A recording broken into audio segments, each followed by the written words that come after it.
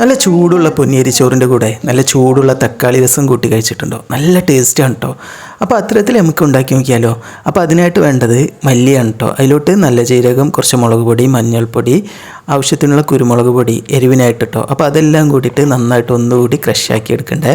അതിലോട്ട് നമുക്ക് ഒരു 2-3 ചെറിയ ഉള്ളി, അതുപോലെ തന്നെ ഒരു വലിയൊരു തക്കാളി നന്നായിട്ട് പഴുത്തതാണ് കേട്ടോ. അപ്പോൾ അതും കൂടി ഇട്ട് കൊടുത്തിട്ട് വീണ്ടും നന്നായിട്ട് ഒന്നുകൂടി അരച്ചെടുക്കുക കേട്ടോ.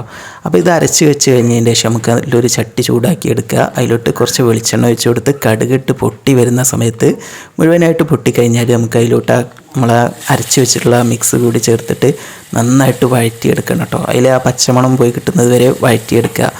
എന്നിട്ട് അതിലോട്ട് ആവശ്യത്തിനുള്ള വെള്ളം മാത്രം ഒഴിച്ച് കൊടുക്കുക. കുറച്ച് വെള്ളം ഒഴിച്ച് കൊടുത്താൽ മതി കേട്ടോ. ഈ ഒരു സമയത്ത് അത് കൂടി ഒഴിച്ച് കൊടുത്തിട്ട് നമുക്ക് കുറച്ച് മല്ലിൻ്റെ ഇല, അതുപോലെ തന്നെ ആവശ്യത്തിനുള്ള ഉപ്പ്, കുറച്ച് കായപ്പൊടി, ഇതെല്ലാം കൂടി ചേർത്തിട്ട് നന്നായിട്ട് തിളപ്പിച്ചെടുക്കുക. തിളപ്പിച്ചാൽ മാത്രം പോരാ, ഇതെല്ലാം കൂടി നന്നായിട്ട് വെന്ത ടേസ്റ്റ് ഇതിലോട്ട് ഇറങ്ങി വരണം.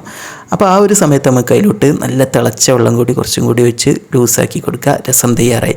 അപ്പോൾ ഇതുപോലെയുള്ള റെസിപ്പിക്ക് ചാനൽ ഫോളോ ചെയ്യണേ. കൂടെ തന്നെ ലൈക്ക് ആൻഡ് ഷെയർ ചെയ്യണേ.